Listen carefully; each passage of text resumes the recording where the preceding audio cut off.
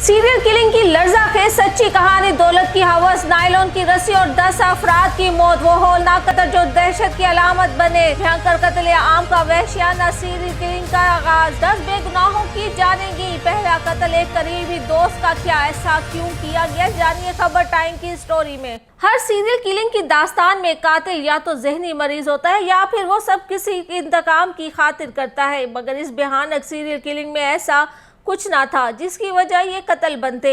1976 में इंडिया के शहर पुणे का मौसम सर्द और हौलनाक था। पुणे पर पूरा मन पुरसकून तालीम याफ्ता शहर के तौर पर जाना जाता था। ये 1 दिसंबर का दिन था जब शाम तकरीबन 7 बजे 4 नौजवान लड़कों ने संस्कृत के प्रोफेसर काशीनाथ शास्त्री अभ्यंकर के घर के दरवाजे पर दस्तक दी।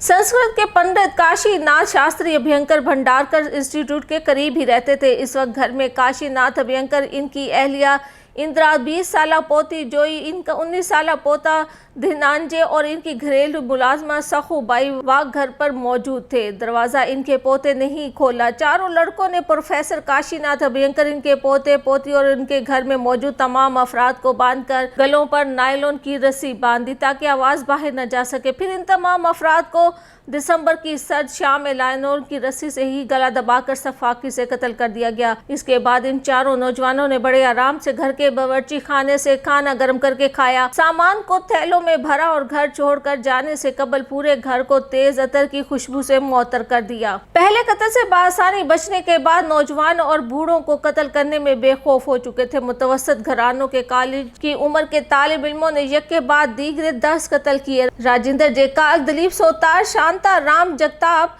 मुनव्वर शाह और सुहास चांडक सभी आर्ट कॉलेज में पढ़ते थे। इस भयानक कत्ल केस ने महाराष्ट्र के समाजी शऊर, इंसानी असासियत और इनफरादी जहनियत को हिला कर रख दिया था। आज भी इस होलनाक कत्ल की वारदातों की मिसाल नहीं मिलती। 1976-77 में जोशी अभ्यंकर कत्ल आम के वहशियाना सिलसिलावार कत्ल में 10 बेगुनाहों की जाने गई और 4 मुजरिमों को पहले कत्ल के तकरीबन 8 साल बाद फांसी दी गई। ये इंडिया की आज़ादी के बाद पहला मौका था कि 4 लोगों को एक साथ फांसी दी गई। ये सच्ची कहानी बहुत लर्ज़ाखेज़ थी। शाम ढलते ही नौजवानों का गिरोह घरों में घुस जाता और चोरी करके फरार होने से कबल घर के अफराद को नायलॉन की रस्सी से गला दबाकर कत्ल कर देता। पुणे की मरकजी तिलक रोड पर वाक़या अभिनय कला महादेव नामी मशहूर कॉलेज में एक ग्रुप बढ़ता था। कॉलेज के नौजवानों की तरह ये भी मुख्तलिफ ढाबों खोखों पर जाकर बैठते थे जिन्हें इनके अड्डे कहा जाता था। ऐसा ही एक अड्डा सरसबाग रोड पर वाक़या होटल वशवा का था जो अभिमन्यु कॉलेज के करीब था। इस होटल के मालिक का बेटा भी अभिमन्यु कॉलेज में पढ़ता था। प्रकाश अभिमन्यु कॉलेज में कातिलों का हमजमा था।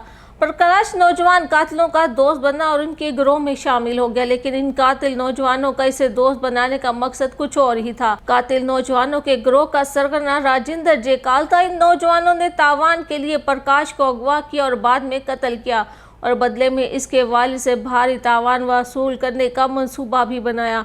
15 जनवरी 1976 को चारों बहाने से प्रकाश को जयकाल के 3 से बने एक कमरे में ले गए। एक दिन उन्होंने इसके वालिद को तावान के लिए एक नोट भेजा जिसमें प्रकाश के वालिद से 25,000 रुपये का मुतालबा किया गया। प्रकाश को गायब करके ये नौजवान इसके ही वालिद के होटल पर चाय पानी और नाश्ता करने आते रहे। वशवा होटल में एक टेबल के नीचे एक नोट चस्पा किया गया जिसमें कहा गया कि कहाँ रकम अदा करनी है और तावान की रकम किस तरह अदा करनी है। धमकियों के बावजूद हेजडे ने पुलिस को इत्तला दी। जयकाल गैंग ने अपने दोस्त प्रकाश को नायलॉन की रस्सी से गला दबाकर कत्ल कर दिया। जनवरी 1976 की रात को जयकाल गैंग प्रकाश की लाश को ठिकाने लगाने के लिए पेशवा पार्क की झील में फेंक दिया। ये गिरोह अच्छी तरह जानता था कि इस झील की खास देखभाल नहीं की जाती। इनका ख्याल था कि लकड़ी के बैरल में सुराख से मछलियां प्रकाश की लाश को तालाब में ही खा जाएंगी और इसका कोई नामो निशान नहीं मिलेगा। प्रकाश की लाश तकरीबन 1 साल बाद मिली। अपनी आंखों के सामने अपने दोस्त को दम घुटते और मरते देखकर इस गैंग में शामिल नौजवान सुहास चांडक हिलसा गया। इसने खुद को गैंग से दूर कर लिया और बाद में वो एक और कत्ल के केस में गवाह के तौर पर सामने आया जिनमें बाकी चारों को फांसी की सजा दी गई। सुहास चांडक के गैंग से दूर होने के बाद जयकाल का एक और दोस्त मुनव्वर शाह जो एक और कॉलेज में पढ़ता था इस गिरोह में शामिल हो गया। इन चारों ने मिलकर कोल्हापुर में अरविंद काशी नामी ताजिर का घर लूटने का फैसला किया। वो 8 अगस्त की रात थी इसके घर पहुंच गए। इस वक्त इसकी बीवी ने अपने शोहर को घर आता देखकर जैसे ही दरवाज़ा खोला ये चारों घर में दाखिल हो गए, लेकिन वहाँ इनकी दाल ना गली, क्योंकि अरविंद काशिद जिस्मानी तौर पर ताकतवर था। चारों नौजवानों को खतरे का एहसास हुआ। वो इससे कुछ अमूमी कारोबारी बातचीत के बाद वहाँ से फरार होकर सीधा पुणे वापस आ गए। इस गैंग ने पुणे आने के बाद बिना रेकी के दोबारा लूट मार न करने का फैसला किया। उन्होंने विजयनगर कॉलोनी में जोशी अभियंकर के बंगले की जासूसी की। 31 अक्टूबर 1976 की रात जोशी अभियंकर और इनकी अहलिया घर में अकेले थे और इनका बेटा आनंद घर पर मौजूद न था। उन्होंने जोशी और इनकी बीवी के हाथ पांव बांधे और इनके मुंह में कपड़ा ठोंस कर इनके गले को नायलॉन की रस्सी से घोंट दिया। जोशी का नौजवान बेटा आनंद जब घर पहुंचा तो वो घर में लूट मार करके वापस जाने वाले थे। घंटी बजने पर उन्होंने जोशी आनंद को भी ज़द-ओ-कोब करने के बाद बरहना किया और उसकी ज़िंदगी का खात्मा भी नायलॉन की रस्सी से किया। जयकाल गैंग ने घर से बाहर निकलते वक्त तमाम शवाहिद को मिटा दिया और घर में हर तरफ तेज़ खुशबू वाला अतर छिड़का ताकि पुलिस के जासूस कुत्तों के लिए कोई सुराग लगाना मुमकिन ना हो सके। उन्होंने शंकर शेड रोड के इलाके में अपने अगले शिकार की जासूसी की। 22 नवंबर की रात जयकाल सोतार जगताप और मुनव्वर ने बाफना के घर का दरवाज़ा खटखटाया। जैसे ही मुलाजिम फारूक ने घर का दरवाज़ा खोला तो गैंग के चारों अफराद ने इसके हाथ पांव बांध दिए। इस वक्त यशुमती बाफना नीचे आई और इन्हें देखकर चीखने लगी, ये समझते हुए कि अगर लोग जमा हो गए तो वो फंस जाएंगे। चारों वहां से फरार हो गए। बाफना खानदान सिर्फ हाथ दिमागी से ही बच गया, लेकिन इस वाक़े ने शहर में मज़ीद दहशत फैला दी। इस वारदात में नाकामी के बाद जयकाल गैंग ने कुछ दिनों के लिए पुणे से बाहर जाने का फैसला किया, लेकिन और कुछ अरसे के बाद जयकाल गैंग के चारों अफराद भेस बदल कर वापस आ गए। इस गैंग ने भंडारकर लॉ कॉलेज रोड पर एक इलाके की बतौर पेइंग गेस्ट रैकी की।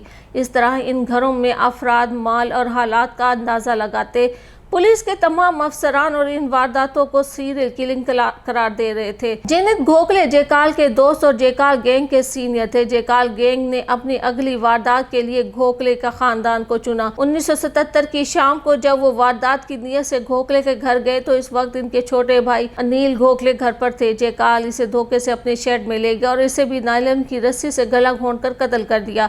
फिर इसकी लाश को ठिकाने लगाने के लिए लोहे की सीढ़ी से बांधकर इस पर पत्थर रखकर इसे बंडा गार्डन के इलाके के करीब दरियाए मोलामठ में फेंक दिया।